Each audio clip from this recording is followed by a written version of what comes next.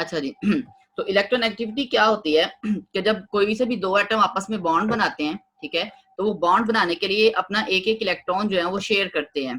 सही है। मिसाल के तौर पर अगर ये जो आपको एग्जांपल नजर आ रही है, इसमें क्या हुआ है कि एक एग्जांपल ये है कि हाइड्रोजन का बॉन्ड बना हुआ है हाइड्रोजन के साथ, ठीक है, और इस बॉन्ड बनाने के लिए दोनों ने अपना एक एक इलेक्ट्रॉन शेयर किया हुआ है। सही है ना। दूसरी एग्जांपल ये है कि हाइड्रोजन का बॉन्ड बना हुआ है क्लोरीन के साथ, और ये बॉन्ड बनाने के लिए उन्होंने अपना एक एक इलेक्ट्रॉन शेयर किया हुआ है। मतलब एक इलेक्ट्रॉन क्लोरीन का और एक इलेक्ट्रॉन था हाइड्रोजन का, ठीक है। लेकिन अब यहाँ पे होना ये चाहिए कि दोनों इलेक्ट्रॉन चूंकि दोनों के जो ना वो मुश्तरका हैं, ठीक है ना, कि एक इलेक्ट्रॉन क्लोरीन का एक हाइड्रोजन का, दोनों के जो ना वो कलेक्टिवली वो हैं, उनको क्या कहते हैं, मुश्तरका, तो इंग्लिश में पता नहीं क्या कहते हैं, ठीक है, दोनों के इकट्ठे हैं, ठीक है, तो सांझे कह लें। सही है। तो अब होना तो ये चाहिए सर कि कॉमन कहते हैं।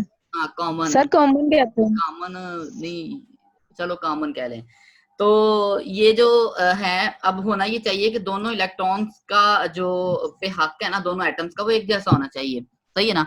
लेकिन अब होता क्या है कि ऐसा तब होता है सिर्फ, हाँ, म्यूचुअल शेयरिंग की सारे दोनों टेक्निकल टर्म बताइए। म्यूचुअल शेयरिंग ऑफ इलेक्ट्रॉन, वो म्यूचुअल इलेक्ट्रॉन होते हैं। सही है ना। ये लफ्ज ज्यादा कॉमन से ज्यादा, वैसे दोनों है तो सिनोनिम ही। खैर, तो ये इंग्लिश की क्लास में पूछ लीजिएगा म्यूचुअल और कॉमन में कोई फर्क है कि नहीं। अच्छा, कल वो फर्क कह रही थी ना हमारी क्लास नहीं हो रही, तो अगर हो तो पूछ लीजिएगा। खैर, तो ये है कि होता ही है कि जब दोनों ने एक एक इलेक्ट्रॉन शेयर किया है ना, तो अब होना ये चाहिए कि वो दो शेयर्ड पेयर ऑफ इलेक्ट्रॉन है ना, वो दोनों का म्यूचुअल या कॉमन होना चाहिए, ठीक है। लेकिन ये ऐसा सिर्फ तब होता है जब वो दोनों एटम एक जैसे हो। मिसाल के तौर पर हाइड्रोजन का बॉन्ड हाइड्रोजन के साथ बना हुआ है, या फिर क्लोरीन का बॉन्ड जो है वो क्लोरीन के साथ बना हुआ है, तो तब तो ऐसा हो जाता है, ठीक है। अदरवाइज जब दो मुख्तलिफ एटम्स के दरमियान बॉन्ड बनता है, तो ऐसा कभी भी नहीं होता कि उन दोनों का जो इलेक्ट्रॉन का पेयर है ना, वो दोनों का मुश्तरका तो है ही और दरमियान में रहे। वो क्या होता है कि कोई ना कोई एक एटम उस इलेक्ट्रॉन के पेयर को अपने करीब कर लेता है, ठीक है ना। ये इसकी एग्जांपल ऐसे ही है कि जैसे दो बंदे मिलके कारोबार करें, ठीक है, अगर तो वो हम पल्ला हो, मतलब बराबरी की हो, ठीक है, तो उस कारोबार के जो पैसे हैं जो दोनों के कॉमन है, उन दोनों पे दोनों का राइट एक जैसा होता है, ठीक है। लेकिन अगर एक बंदा जो ना वो तगड़ा है और एक जो ना वो मेरे जैसा है, ठीक है, तो वो जो तगड़ा बंदा ना वो कहेगा कि अच्छा जब कोई पैसे बचेंगे ना जब कारोबार में, तो तुम्हें दे दूंगा, तुम्हें जो ना वो इधर खिसकना नहीं, इधर नजर ना आओ मुझे, ठीक है। तो वो पैसे यूज करता है, वो जो मर्जी करे, वो उसका मालक है उस पेड़ का, ठीक है। तो ऐसा यहाँ पे भी होता है कि जब एक तगड़ा एटम एक जो ना वो माड़े एटम से बॉन्ड बनाता है ना, तो वो क्या करता है कि पहले तो वो कहते हैं चलो ठीक है बॉन्ड बनाते हैं, हम इलेक्ट्रॉन एक एक शेयर करते हैं। जब वो इलेक्ट्रॉन बॉन्ड बन जाता है ना, तो वो दोनों इलेक्ट्रॉन को अपनी तरफ खींच लेता है, ठीक है, अपने पास नहीं ले लेता। वो कहता नहीं यार तुम फिक्र ना करो, है कॉमन ही, हम हमारे दोनों के ही हैं, लेकिन ये है कि मेरे पास जरा ज्यादा महफूज रहेंगे, तो ये वो उनको अपने करीब कर लेता है, ठीक है। तो ये जो आदत है ना, या ये जो प्रॉपर्टी है, इसको हम इलेक्ट्रोनेगेटिविटी कहते हैं, ठीक है। कि शेयर्ड पेयर ऑफ इलेक्ट्रॉन को अपनी तरफ अट्रैक्ट करने की जो टेंडेंसी है, जो सलाहियत है, उसको हम इलेक्ट्रोनेगेटिविटी कहते हैं। मिसाल के तौर पर ये आपको एक डायग्राम नजर आ रही है, ये वाली इसमें देखें कि ये जो इलेक्ट्रॉन का क्लाउड है ना, ये ब्लैक ब्लैक जो आपको नजर आ रहा है ब्लैक क्लाउड, ये इलेक्ट्रॉनिक क्लाउड है। तो इलेक्ट्रॉनिक क्लाउड जो ना वो क्लोरीन के ऊपर ज्यादा है और हाइड्रोजन पे कम है, ठीक है, या उसकी तरफ ज्यादा और इसकी तरफ कम है। यहाँ पे देखें इस डायग्राम में कि दोनों का इक्वल इलेक्ट्रॉन का जो क्लाउड है वो दोनों पे इक्वल है, ठीक है।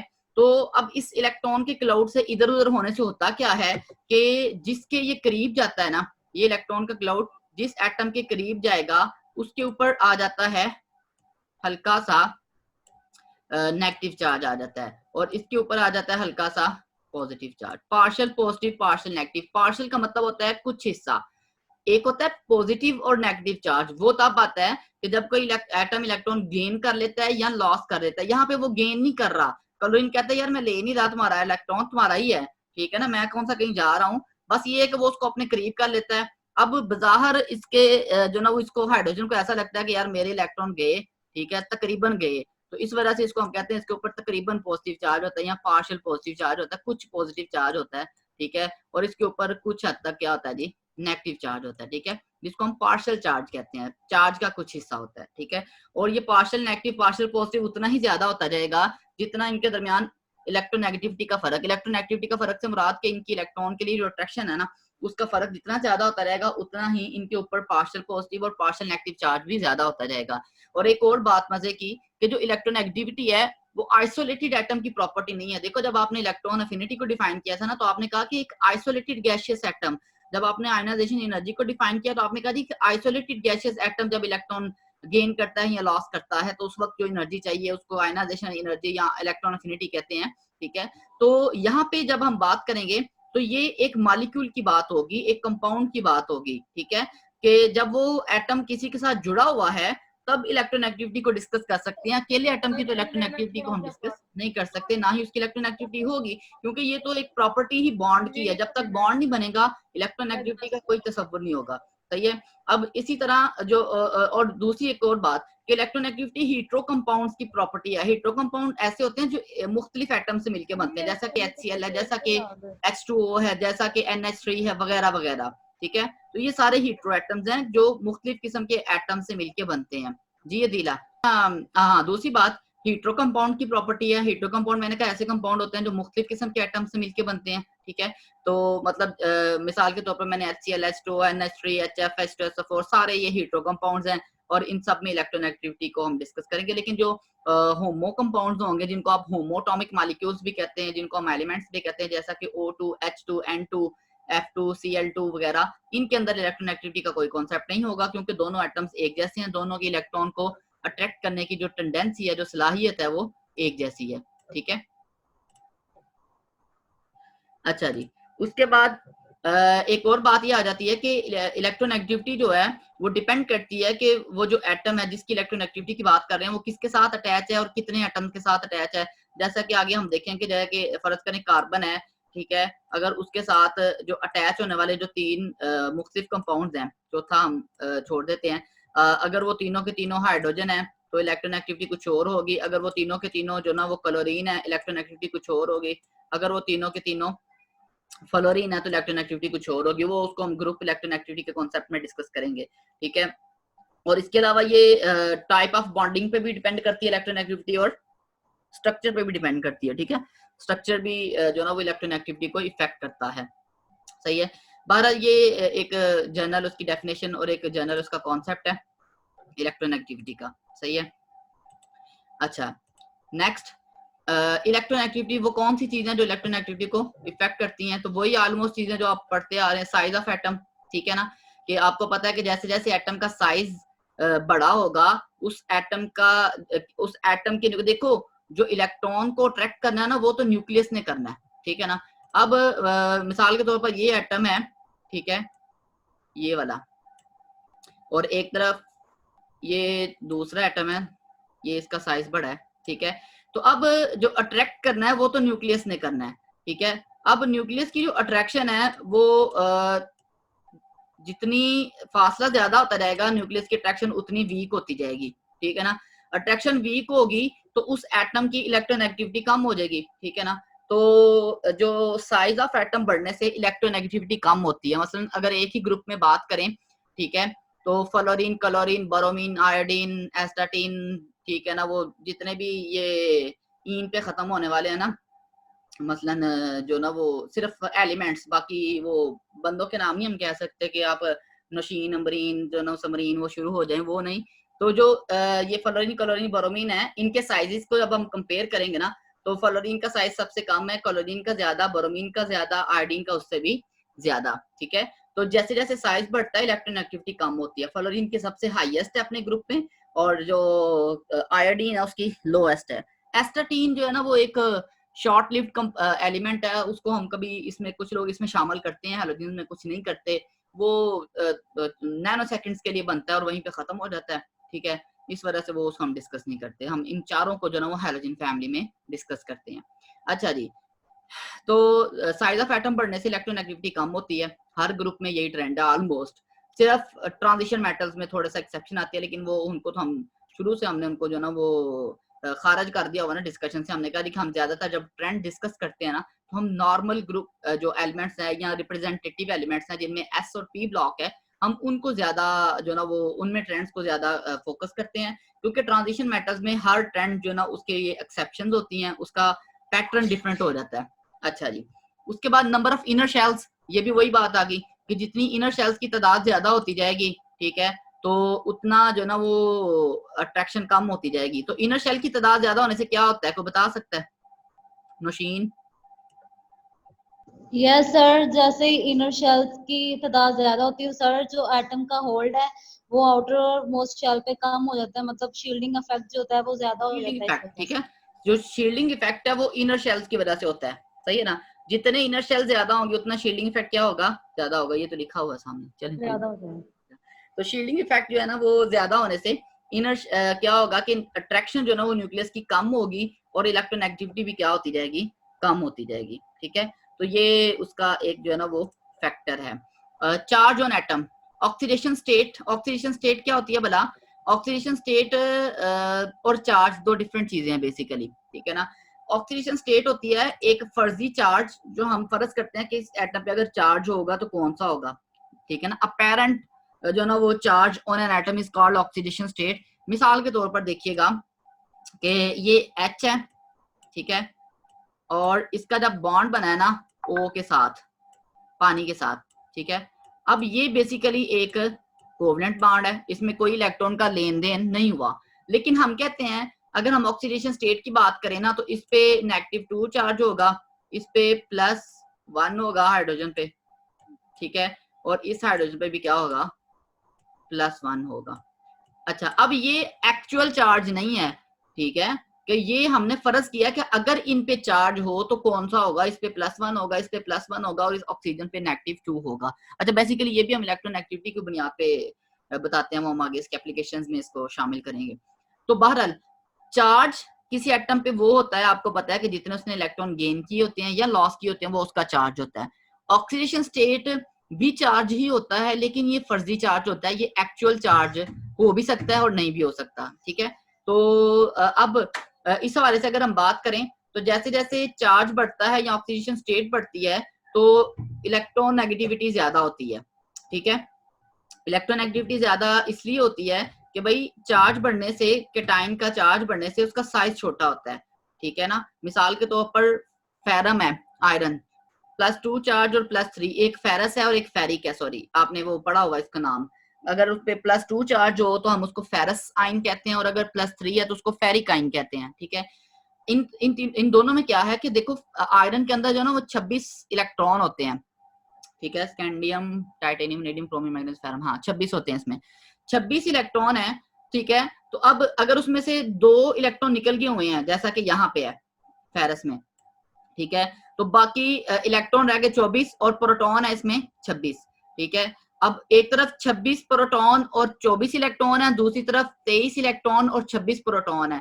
तो जाहिर है कि जहाँ पे प्रोटॉन की तादाद ज्यादा है और इलेक्ट्रॉन की तादाद, बल्कि प्रोटॉन की तादाद दोनों में सेम है, जहाँ पे इलेक्ट्रॉन की तादाद कम है वहां पे अट्रैक्शन ज्यादा स्ट्रॉन्ग होगी, ठीक है। उस एटम का साइज छोटा होगा, ठीक है, और साइज छोटा होने से अट्रैक्शन ज्यादा होने से क्या होगा कि उसकी इलेक्ट्रोनेगेटिविटी क्या होगी, ज्यादा होगी, ठीक है। तो जैसे जैसे किसी एटम पे चार्ज ज्यादा होता है वैसे वैसे उसकी इलेक्ट्रोनेगेटिविटी भी क्या होती है, ज्यादा होती है। अगर उसका साइज, हाँ एनाइन जब होगा ना, एनाइन के केस में ये नहीं रूल फॉलो होगा, क्योंकि आपको पता है एनाइन का साइज तो बढ़ता है चार्ज ज्यादा होने से, और अगर साइज बढ़ेगा तो उसकी इलेक्ट्रोनेगेटिविटी कम हो जाएगी। खैर, यहाँ पे हम सिर्फ इसको कैटाइन तक डिस्कस करते हैं कि कैटाइन की अगर हम बात करें तो जैसे जैसे पॉजिटिव चार्ज बढ़ता है कैटाइन पे तो वैसे वैसे उसकी जो उसका साइज कम होता है और वैसे वैसे उसकी इलेक्ट्रोनेगेटिविटी जो है वो ज्यादा होती है, ठीक है। तो ये इसका एक रिलेशन था उसके साथ, किसके साथ जी, चार्ट के साथ। टाइप ऑफ हाइब्रिडाइजेशन, ठीक है, जो आपने पढ़ा हुआ है ना कि हमारे पास मुख्तलिफ तरह के जो अच्छा देखिए आपके पास डिफरेंट तरह के ऑर्बिटल्स होते हैं, एस होता है, पी होता है, डी होता है, एफ होता है, ठीक है ना। उनकी शेप्स भी हर एक की अपनी अपनी शेप है, ये एस की शेप है, ठीक है, ये वाला जो है एस है, ठीक है ना। पी की कुछ इस तरह की डंबल शेप होती है, ठीक है। डी की जो है वो और भी कॉम्प्लेक्स होती है, उसके जो ना वो 2 डंबल होते हैं इस तरह से। एफ की और भी कॉम्प्लेक्स होती है, ठीक है। अब इन ऑर्बिटल में हमने पहले भी डिस्कस किया हुआ है, ठीक है, कि एस के अंदर न्यूक्लियस की अट्रैक्शन ज्यादा लगती है पी की निस्बत, और पी के अंदर ज्यादा होती है डी की निस्बत, मतलब सबसे ज्यादा न्यूक्लियस की अट्रैक्शन जो है वो एस ऑर्बिटल में होती है, ठीक है। तो इसी तरह से इसी हवाले से हम कह सकते हैं कि जैसे जैसे एस करेक्टर बढ़ता है ना किसी ऑर्बिटल के अंदर, हाइब्रिडाइज्ड ऑर्बिटल्स की बात कर रहे हैं, ठीक है, हाइब्रिडाइज ऑर्बिटल्स में जैसे जैसे s करेक्टर बढ़ेगा उनकी इलेक्ट्रोनेगेटिविटी भी बढ़ेगी। मसलन यहाँ पे देखें इसमें s करेक्टर जो है वो 50% है, ठीक है ना, 50% s करेक्टर है, 50% p करेक्टर है, ठीक है। देखिए वो कैसे निकालते हैं 50, टोटल कितने ऑर्बिटल हैं, 2, एक s है एक p है, तो 2 का s कितने परसेंट बनेगा, 50% बनेगा, ठीक है। इसी तरह जो sp2 है इसमें s करेक्टर कितना है जी, इसमें आपके पास आ जाएगा 33.3%, सॉरी हाँ 33.3% पासिंग मार्क्स वाला, सही है ना। तो इसके अंदर sp3 के अंदर s करेक्टर कितना है, इसके अंदर आ जाएगा आपका 25%, ठीक है। अच्छा, तो जैसे जैसे s करेक्टर ज्यादा होगा ना उसकी इलेक्ट्रोनेगेटिविटी ज्यादा होगी। अब s करेक्टर जो है वो sp में ज्यादा है, ठीक है, sp2 की निस्बत, और sp2 में ज्यादा है sp3 की निस्बत। तो जैसे जैसे s करेक्टर ज्यादा होगा वैसे वैसे इलेक्ट्रोनेगेटिविटी भी क्या होगी, ज्यादा होगी। अच्छा, इसका यूज कहाँ पे होता है, ये देखें इसका यूज आपने वो जो पिछले सेमेस्टर में पढ़ी थी ना ऑर्गेनिक केमिस्ट्री, वहां पे इसने आपने इसका यूज पढ़ लिया हुआ है। मिसाल के तौर पर आपके पास एग्जांपल थी कि अगर आपके पास कार्बन ये वाला है, ठीक है, ट्रिपल बॉन्ड सी, ठीक है, तो हमने कहा था कि ये जो ट्रिपल बॉन्ड वाला कार्बन है इसका इलेक्ट्रॉन, एक आपने कॉन्सेप्ट पढ़ा था इलेक्ट्रॉन डोनेटिंग और विथड्राइंग का, सही है ना, एसिडिटी और बेसिडिटी का, उसके हवाले से, ठीक है। तो वो जब हम इसमें पढ़ते हैं तो ये जो होता है ना ये वाला ट्रिपल बॉन्ड वाला, इसकी इलेक्ट्रोनेगेटिविटी ज्यादा होने की वजह से ये ज्यादा एसिडिक होता है एज कंपेयर टू ये डबल बॉन्ड वाले के, ठीक है ना। तो ये इस तरह का कॉन्सेप्ट हम वहां पे अप्लाई करते हैं कि यहाँ पे क्योंकि कार्बन की जो हाइब्रिडाइजेशन है वो sp है, इसकी यहाँ पे sp2 है, ठीक है। तो इस वजह से हम कहते हैं ये ज्यादा इलेक्ट्रोनेगेटिविटी है, ये वाला जो नीचे वाला ये कम इलेक्ट्रोनेगेटिव है, ठीक है। तो वो इसका यूज जो है ना वो ज्यादा आएगा ऑर्गेनिक केमिस्ट्री में जहाँ पे हाइब्रिडाइजेशन हम इन्वॉल्व करते हैं बॉन्डिंग में, सही है ना। तो ये बहरहाल हाइब्रिडाइजेशन की जब हम बात करेंगे या मुख्तलिफ ऑर्बिटल्स की, तो जिसमें s करेक्टर ज्यादा होगा उसकी हाइब्रिडाइजेशन ज्यादा, उसकी इलेक्ट्रोनेगेटिविटी ज्यादा होगी, सही है। नेक्स्ट जो फैक्टर इसको इफेक्ट करता है वो है जी इलेक्ट्रॉन अफिनिटी और आयनाइजेशन एनर्जी। ये तो सीधा सीधा इफेक्ट है ना। देखो उन दोनों में हमने ये कहा था कि जितनी न्यूक्लियस की अट्रैक्शन ज्यादा होती है ना उतनी आयनाइजेशन एनर्जी ज्यादा होगी, उतनी इलेक्ट्रॉन अफिनिटी ज्यादा होगी और उतनी ही इलेक्ट्रोनेगेटिविटी भी ज्यादा होगी। तो इलेक्ट्रोनेगेटिविटी जो है ना वो इन दोनों के डायरेक्टली प्रोपोर्शनल है, ठीक है, कि जैसे जैसे आयनाइजेशन एनर्जी बढ़ेगी, जैसे जैसे इलेक्ट्रॉन अफिनिटी बढ़ेगी, वैसे वैसे जो है ना वो इलेक्ट्रोनेगेटिविटी भी बढ़ेगी, ठीक है। इसी तरह से जो इलेक्ट्रॉन अफिनिटी है इसका एक फैक्टर ये भी है जो मैंने शुरू में बात की थी कि नेचर ऑफ एटम चेंज होने से, कि जिसके साथ वो बॉन्डेड है उसकी इलेक्ट्रोनेगेटिविटी चेंज हो सकती है। मिसाल के तौर पर ये PCl3 है, ठीक है, इसमें जो फास्फोरस है वो 3 क्लोरीन के साथ अटैच है, और PF5 जो है इसमें फ्लोरीन है लेकिन है भी 5, ठीक है। तो इन दोनों में जो फास्फोरस की इलेक्ट्रोनेगेटिविटी है ना वो डिफरेंट होगी। अच्छा, इसमें फैक्टर क्या इन्वॉल्व है, ठीक है, यहाँ पे देखिएगा जरा कि ये कुछ इस तरह का स्ट्रक्चर होगा PCl3 का, ठीक है, जैसे कि अमोनिया का होता है ना, ये यहाँ पे समझ ले क्लोरीन है, और जो PF5 है उसका स्ट्रक्चर जो है वो होगा जी ट्राइगोनल बाइपैरामिडल, वो होगा इस तरह से,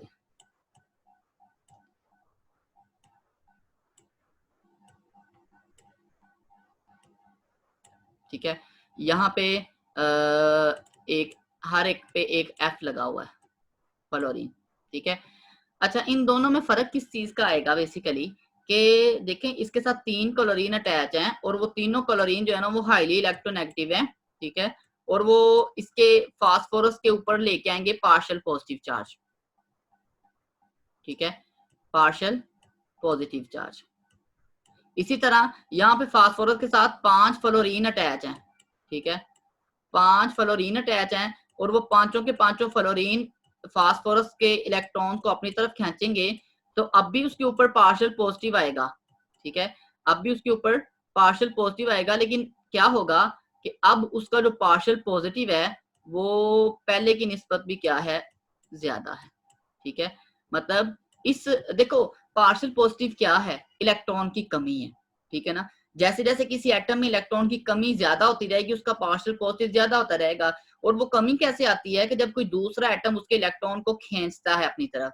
देखो फ्लोरीन की खींचने की ताकत ज्यादा और वो है भी 5, ठीक है, तो वो उसके इलेक्ट्रॉन को ज्यादा अपनी तरफ खींचेंगे। मतलब इस सूरत हाल में ये जो इधर आपके राइट पे है इसमें फास्फोरस के अंदर इलेक्ट्रॉन की कमी ज्यादा है, किसकी निस्बत, लेफ्ट वाली साइड की निस्बत। इसमें भी कमी है लेकिन उसकी निस्बत कम है। तो जहां पे कमी ज्यादा होती है ना वहां पे पॉजिटिव चार्ज ज्यादा होता है। और आप अभी पढ़ के आए कि जैसे जैसे चार्ज ज्यादा होता है इलेक्ट्रॉन नेगेटिविटी भी क्या होती है, ज्यादा होती है। तो फास्फोरस की इलेक्ट्रोनेगेटिविटी PF5 में कुछ और है, PCl3 में कुछ और है, ठीक है। तो ये एक इसमें जो ना इस हवाले से हम एक बात कर सकते हैं, ठीक है। ये क्या लग गया है, तो अच्छा खैर नेक्स्ट इसका ट्रेंड है प्रोडक्ट टेबल में। तो ट्रेंड वही जो जनरल हम ट्रेंड शुरू से पढ़ते आ रहे हैं, ठीक है, कि लेफ्ट टू राइट जो है वो जो पीरियड में इलेक्ट्रोनेगेटिविटी इंक्रीज करती है, ठीक है, और टॉप टू बॉटम जो है वो डिक्रीज करती है। ऊपर से नीचे आए तो वो डिक्रीज करती है। मसलन ये वैल्यूज आपके पास लिखी हुई है, फ्लोरीन की 4 है, ठीक है, क्लोरीन की 3 है, ब्रोमीन की 2.8, 2.5, एस्टाटीन की 2.2। अच्छा एक बात याद रखिएगा ये कि फ्लोरीन की पीरियोडिक टेबल में इलेक्ट्रोनेगेटिविटी सबसे ज्यादा है और सीजियम वगैरह की सबसे कम है, ये वाली, ये सबसे कम और ये सबसे ज्यादा, ठीक है। इलेक्ट्रॉन एफिनिटी आपने पढ़ा था सबसे ज्यादा क्लोरीन की होती है, लेकिन इलेक्ट्रोनेगेटिविटी सबसे ज्यादा किसकी होती है, फ्लोरीन की होती है। तो हाईली इलेक्ट्रोनेगेटिव एटम जो है ना वो फ्लोरीन है। और ये तीनों जो है एक्चुअली नाइट्रोजन, ऑक्सीजन और फ्लोरीन, इनको हम फोन के नाम से आपने हाइड्रोजन बॉन्डिंग में पढ़ा हुआ है, ठीक है ना, FON, इनको हम हाईली इलेक्ट्रोनेगेटिव एटम कहते हैं। बहरहाल तो लेफ्ट टू राइट वही रीजन वही है, साइज, शील्डिंग इफेक्ट वगैरह वगैरह, ठीक है। हाँ जो टॉप टू बॉटम डिक्रीज करती है ना ये ट्रेंड इनमें नहीं फॉलो होता। यहाँ पे देखिएगा जरा, यहाँ पे क्रोमियम से मोलिब्डेनियम की ज्यादा है, ठीक है, टेक्नीडियम की ज्यादा है ऊपर वाले से, ठीक है। इसी तरह से यहाँ पे भी देखें ऊपर से नीचे आए तो बढ़ रही है, ठीक है। तो इनमें इनमें जो ना वो ये जो ट्रांजिशन मेटल्स है इनमें ये ट्रेंड फॉलो नहीं होगा सही तरह से, किसी हद तक होगा लेकिन नहीं होगा, क्योंकि इनमें डी ऑर्बिटल इन्वॉल्व हो जाता है और डी ऑर्बिटल इन्वॉल्व हो जाएगा तो वहां पे ट्रेंड जो है ना वो थोड़े डिफरेंट हो जाते हैं, ठीक है। तो ये इसका प्रोडक्ट टेबल में एक ट्रेंड था, सही है। नेक्स्ट इसकी हम पढ़ते हैं जी, एप्लीकेशन क्या है, इसका फायदा क्या है, ठीक है। तो इसका एक जो सबसे बड़ा फायदा है इसका कॉन्सेप्ट का इलेक्ट्रोनेगेटिविटी के वो ये है कि हम बल्कि एक डेफिनेशन सही है तो हाँ, ऑर्बिटल इलेक्ट्रोनेगेटिविटी वो जो हम पहले बात करके आए हैं ना कि SPD F ऑर्बिटल की इलेक्ट्रोनेगेटिविटी डिफरेंट होती है, S कैरेक्टर जैसे जैसे ज्यादा होगा इलेक्ट्रोनेगेटिविटी भी ज्यादा होगी। उसी की एग्जांपल आई है कि SP में इलेक्ट्रोनेगेटिविटी 3.29 होती है कार्बन की और SP2 में जो है वो 2.75 होती है, SP3 में 2.48 होती है। क्योंकि S कैरेक्टर कम हो रहा है इलेक्ट्रोनेगेटिविटी भी क्या हो रही है, कम हो रही है। कार्बन की इलेक्ट्रोनेगेटिविटी की बात कर रहे हैं, ठीक है, वो कार्बन जो sp हाइब्रिडाइज्ड है, वो कार्बन जो sp2 हाइब्रिडाइज्ड है, वो कार्बन जो sp3 हाइब्रिडाइज्ड है, ये उसकी एग्जांपल आ गई है। ऑर्बिटल इलेक्ट्रोनेगेटिविटी कहते हैं कि जो ऑर्बिटल के पे डिपेंड करती है उसको हम ऑर्बिटल इलेक्ट्रोनेगेटिविटी कहते हैं। इसी तरह ग्रुप इलेक्ट्रोनेगेटिविटी होती है कि हमने कहा था कि जैसे जैसे उसके साथ अटैच होने वाले एटम्स की नेचर चेंज होती है इलेक्ट्रोनेगेटिविटी भी चेंज होती है, ठीक है। मिसाल के तौर पर यहाँ पे देखें कार्बन के साथ अगर 3 हाइड्रोजन अटैच हो तो उसकी इलेक्ट्रोनेगेटिविटी पूरे ग्रुप की, ये CH3 ग्रुप की इलेक्ट्रोनेगेटिविटी जो है वो 2.3 है। अगर CF3 बन जाता है तो उसकी 3.35 है, CCl3 बन जाता है तो 3.00 है। तीनों में तीन तीन कार्बन तीन तीन एटम है लेकिन उनकी नेचर डिफरेंट होने से इलेक्ट्रोनेगेटिविटी क्या हो गई, डिफरेंट होगी। इसी तरह कार्बन के साथ नाइट्रोजन अटैच हो जाता है तो 3.3।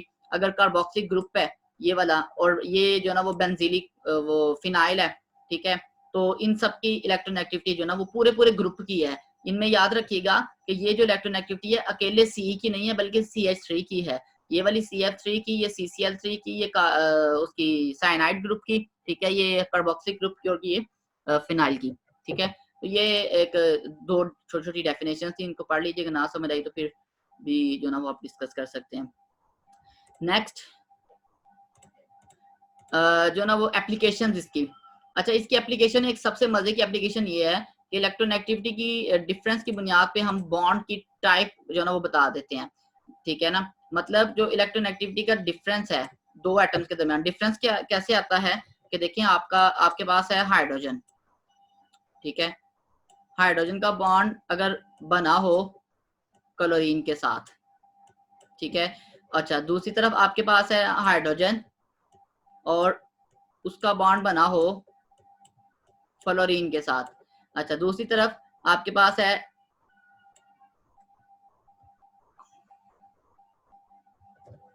नाइट्रोजन है, तो सॉरी वो है सोडियम, ठीक है, सोडियम का बॉन्ड बनाओ किसके साथ,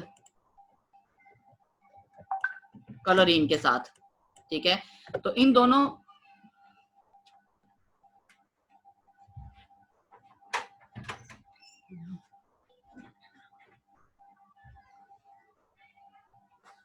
अच्छा इन दोनों में क्या होगा कि अगर यहाँ पे मैंने एक टेबल लगाया था इलेक्ट्रोनेगेटिविटी का, किधर गया है ये वाला, यहाँ पे देखिएगा कि क्लोरीन की इलेक्ट्रोनेगेटिविटी 3 है, हाइड्रोजन की 2.1 है, उसकी 0.9 है। अब वापस आ जाएं कि हाइड्रोजन की जो है वो 2.2 है इलेक्ट्रोनेगेटिविटी, सही है, यहाँ पे इसकी है जी 2.2 और इसकी है 3.5, ठीक है, तो इन दोनों में फर्क कितना आया, ये तकरीबन 1.3 का डिफरेंस आ गया, ठीक है।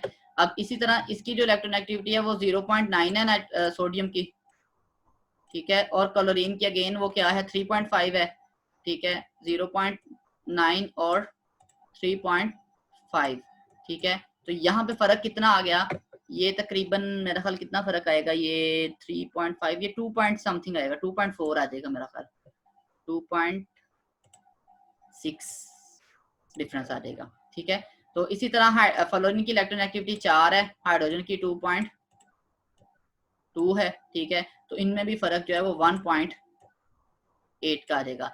अच्छा ये जो इलेक्ट्रोनेगेटिविटी के फर्क है ना, इसकी बुनियाद पे हम बताते हैं कि वो बॉन्ड पोलर है, नॉन पोलर है, मतलब कोवलेंट है, आयनिक है, या और अगर कोवलेंट है तो उसमें पोलर है या नॉन पोलर है, ठीक है। तो अगर तो वो फर्क 0.5 से कम है तो वो बॉन्ड कोवलेंट होगा और नॉन पोलर कोवलेंट होगा। मिसाल के तौर पर जो बॉन्ड बनता है किसके दरमियान, कार्बन के दरमियान और हाइड्रोजन के दरमियान, ठीक है, कार्बन और हाइड्रोजन के दरमियान जो बॉन्ड बनता है इसकी इलेक्ट्रोनेगेटिविटी तकरीबन 2.2 है, ठीक है, और इसकी 2.5 है, ठीक है, इनमें जो फर्क आ रहा है वो 0.3 का है, ठीक है, तो ये 0.3 का जो फर्क है ये 0.5 से कम है, तो ये इनका बॉन्ड जो है वो नॉन पोलर होगा।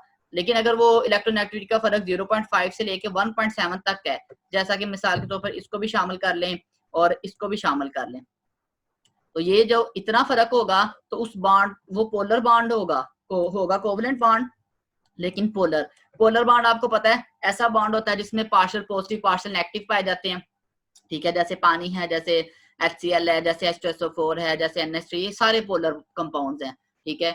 लेकिन अगर वो इलेक्ट्रोनेगेटिविटी का फर्क 1.7 से भी ज्यादा हो जाए तो फिर वो बॉन्ड आयनिक हो जाता है। आयनिक बॉन्ड क्या होता है कि जिसमें एक एटम इलेक्ट्रॉन गेन करता है और एक इलेक्ट्रॉन लॉस करता है। ये वाला 2.6 का जो फर्क है ये हमें बता रहा है कि NaCl जो है वो एक आयनिक कंपाउंड है और इन दोनों के दरमियान आयनिक बॉन्ड पाया जाता है, ठीक है। तो ये एक कॉन्सेप्ट है उसका इलेक्ट्रोनेगेटिविटी का बॉन्ड के हवाले से। तो इसको अगर हम समराइज करें तो हम कह सकते हैं कि अगर इलेक्ट्रोनेगेटिविटी का फर्क, ठीक है, जो हो 0 से लेके 1.7 तक, 0 से लेके 1.7 तक हो तो बॉन्ड कोवलेंट होता है, तो बॉन्ड कौन सा होगा, कोवलेंट। लेकिन अगर 1.7 से ज्यादा हो तो फिर वो बॉन्ड क्या होगा, आयनिक बॉन्ड होगा। अच्छा एक बात याद रखिएगा, कोई भी बॉन्ड 100% कोवलेंट या 100% आयनिक नहीं होता, ठीक है। वो हम बताते हैं कि उसमें आयनिक करैक्टर ज्यादा है या कोवलेंट करैक्टर ज्यादा है, ठीक है। मतलब NaCl है ना, सोडियम क्लोराइड, तो इसके अंदर आयनिक करैक्टर ज्यादा है, ठीक है, कोवलेंट करैक्टर कम है, इस वजह से हम इसको कहते हैं आयनिक बॉन्ड। लेकिन H2O है, ये भी पोलर बॉन्ड है, लेकिन इसको हम कहते हैं कि इसके अंदर कोवलेंट करैक्टर ज्यादा है, आयनिक करैक्टर कम है, ठीक है। ये हम आगे जो बॉन्डिंग वाला चैप्टर है उसमें भी हम इसको डिस्कस करेंगे। दूसरी बात, स्ट्रेंथ ऑफ बॉन्ड के बारे में इंफॉर्मेशन देता है ये इलेक्ट्रोनेगेटिविटी। एक बात याद रखिएगा कि जितनी इलेक्ट्रोनेगेटिविटी का डिफरेंस ज्यादा होगा उतनी बॉन्ड की स्ट्रेंथ ज्यादा होगी। क्यों? क्योंकि जो आयनिक बॉन्ड होता है ना, आयनिक बॉन्ड वो स्ट्रॉन्ग होता है स्ट्रॉन्गेस्ट बॉन्ड होता है आयनिक बॉन्ड, ठीक है, उसकी स्ट्रेंथ ज्यादा होती है किसकी निस्बत, कोवलेंट बॉन्ड से, ठीक है। तो और कोवलेंट में भी जो पोलर होगा वो ज्यादा मजबूत होगा as compare to non polar के, ठीक है। तो इस तरह से जो ना ये आयनाइजेशन जो इलेक्ट्रोनेगेटिविटी है वो हमें स्ट्रेंथ ऑफ बॉन्ड के बारे में भी इंफॉर्मेशन देती है जी।